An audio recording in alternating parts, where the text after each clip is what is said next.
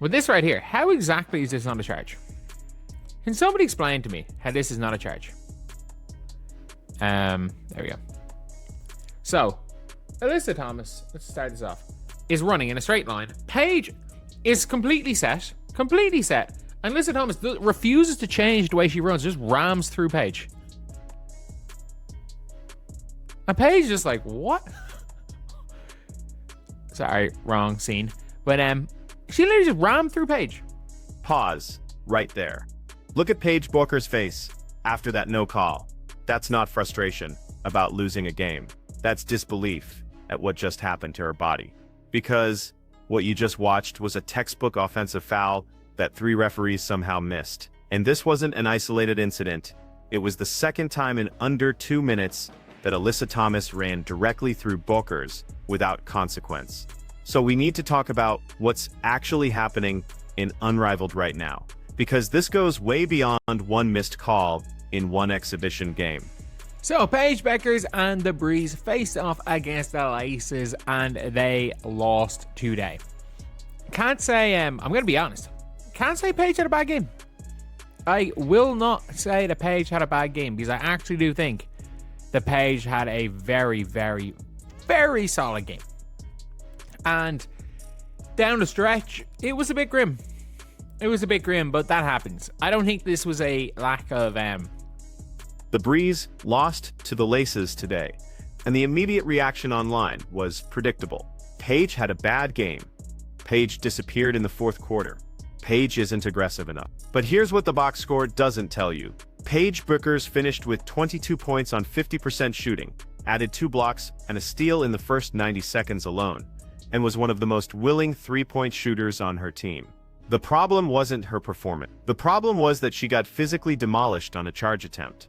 The refs swallowed their whistles, and Alyssa Thomas immediately scored back-to-back buckets while Paige was still processing what just happened to her. Thomas just decides to charge through Paige Bueckers and even gonna say, oh, her feet aren't set. That's also not even a rule. All Paige has to be is in a legal guarding position. It's nothing about feet being set. If someone is in a legal guarding position, the offensive player rams them down. They don't need to be standing and waiting for a charge. If the offensive player rams you down, like, it has to be an offensive foul. Like, how much did I pay the ref? She's always been allowed to play rugby. Like, it is mental. It's absolutely mental. But in general, like, Paige had got out of the way for a couple. Let's break down the actual play, because the details matter here.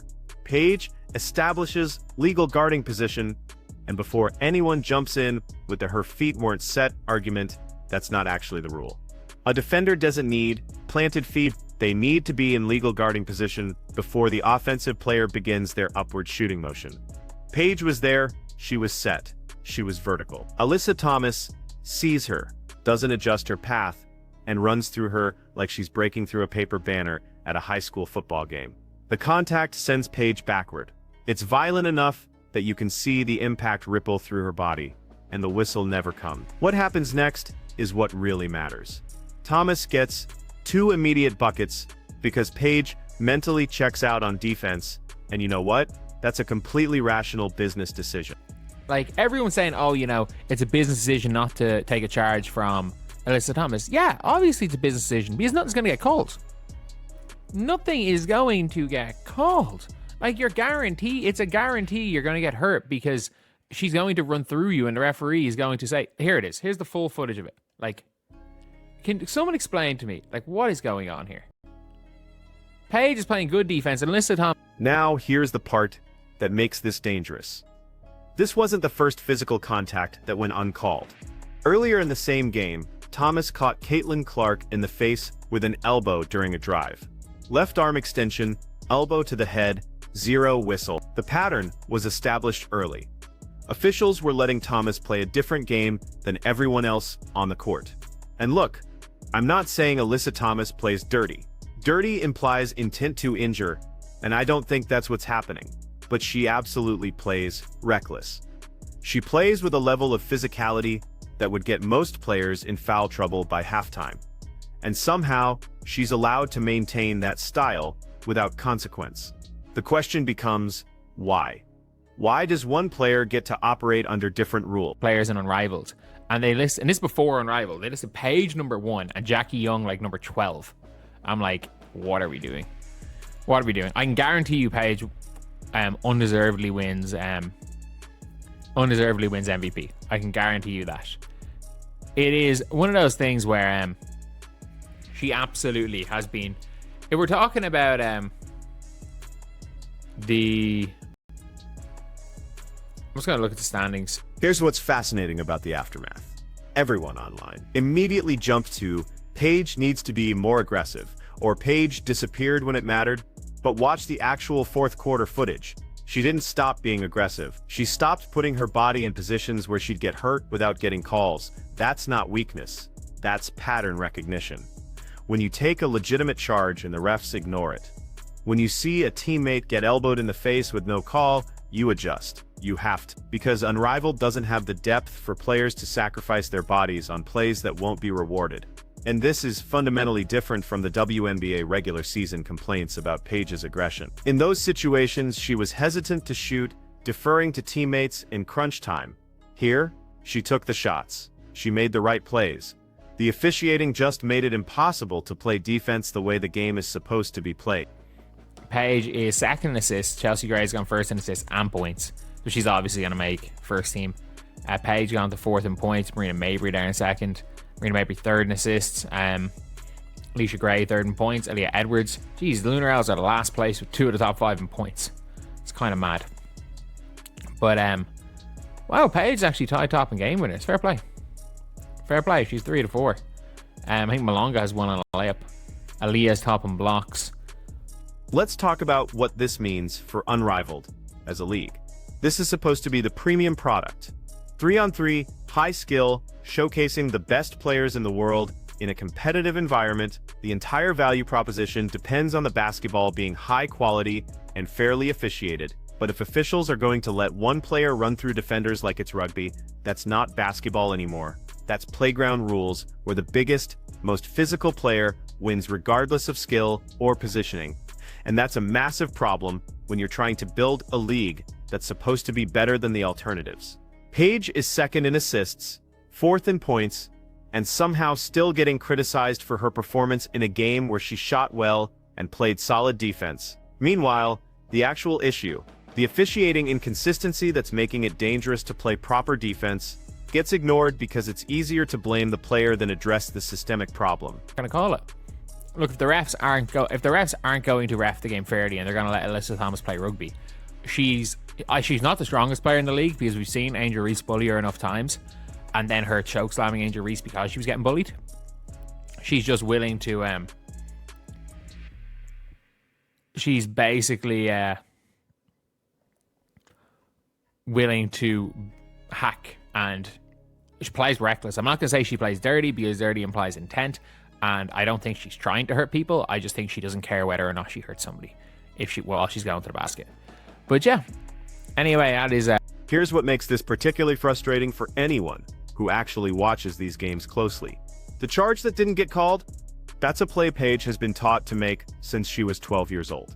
Establish position, take the contact, trust the officials to make the right call. It's fundamental basketball, but when you execute fundamentals correctly and get punished for it, either through injury or by watching the offensive player get rewarded, you're essentially being told that the rules don't apply consistently. And that creates a really dangerous precedent, because now every defender in Unrivaled has to make a calculation.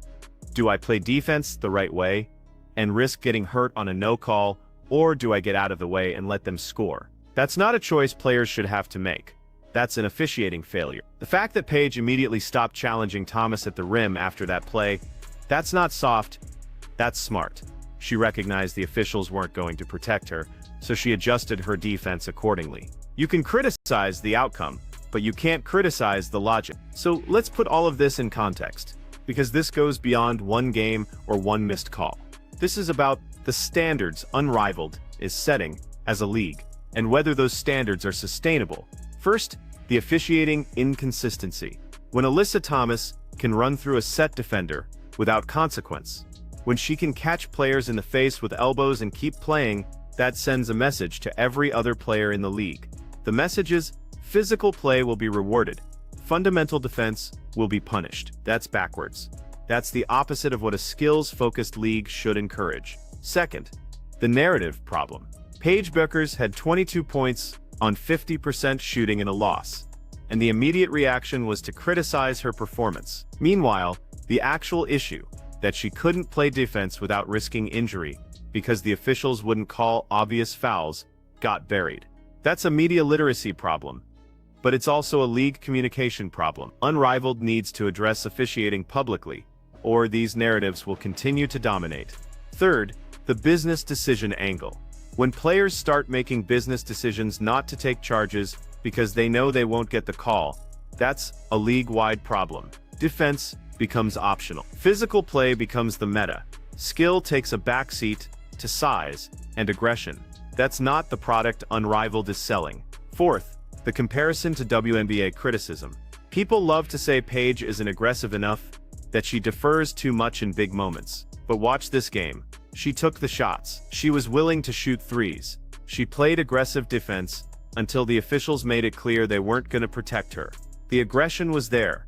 The officiating support wasn't. Fifth, the MVP conversation. The script mentions that Paige will probably win MVP undeservedly, which is interesting phrasing. She's second in assists, fourth in points, and leading in game winners at 3. But if the perception is that she's getting preferential treatment while simultaneously not getting calls on obvious fouls, that creates a weird contradiction. Either she's protected by the league, or she's not. It can't be both.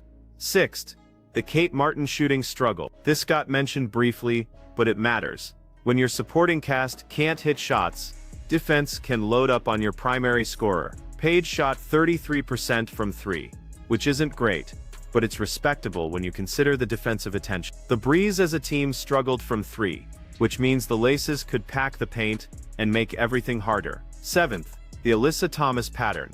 This isn't the first time she's been involved in physical play that borders on excess. The Angel Reese incident got mentioned.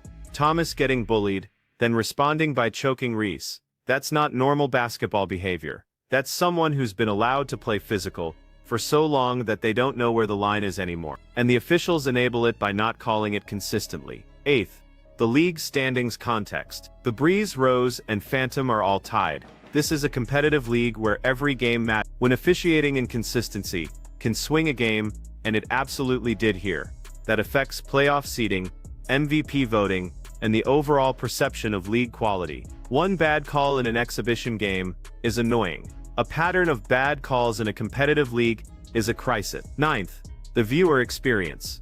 If you're watching this game as a casual fan, what do you take away? You see Paige get run over. No call. You see Thomas score immediately after. You see Paige stop challenging at the rim. The casual viewer thinks Paige gave up. The educated viewer knows she made a smart business decision. But Unrivaled can't build a fan base on educated viewers alone. They need the casual fans to understand what they're watching, and that requires consistent officiating. 10th, the future implications. This is Unrivaled's first season. The standards they set now will define the league going forward. If physical play is allowed, if charges aren't called, if certain players get to operate under different rules, that becomes the norm. And once that norm is established, it's incredibly hard to change. The league needs to address this now, publicly, or it becomes part of the league's identity. So here's the question Unrivaled needs to answer. What kind of basketball do you want to showcase? Do you want a skills league where fundamentals matter and officiating is consistent? Or do you want a physical league where size and aggression trump positioning and technique? Because right now, the answer seems to be, it depends on who you are. And that's not sustainable. That's not fair. And it's definitely not the premium product Unrivaled promised. Paige Bueckers played a good game, she shot well, she was aggressive, she made the right plays. The fact that she's getting criticized for not sacrificing her body on plays that won't be called is absurd. The fact that Alyssa Thomas can run through defenders like a linebacker and face zero consequences is dangerous. This needs to be fixed. The officiating needs to be consistent. The standards need to be clear. And players need to know that if they play defense the right way, they'll be protected. Otherwise, what's the point? If fundamental basketball doesn't matter, if officials pick and choose when to enforce rules, if certain players get special treatment, then Unrivaled is just another league with the same problems as every other league. and that's not what anyone signed up for. So Unrivaled fixed the officiating. Protect your defenders. Call the game consistently, because right now, you're losing credibility with every missed call, and players like Paige Buckers are paying the price for your officials' mistakes. What do you Was Paige right to stop challenging Thomas at the rim after that no call? Or should she have kept putting her body on the line, regardless? Drop your take in the comments, hit subscribe if you want more honest WNBA analysis, and let me know what league issue you want me to break down next.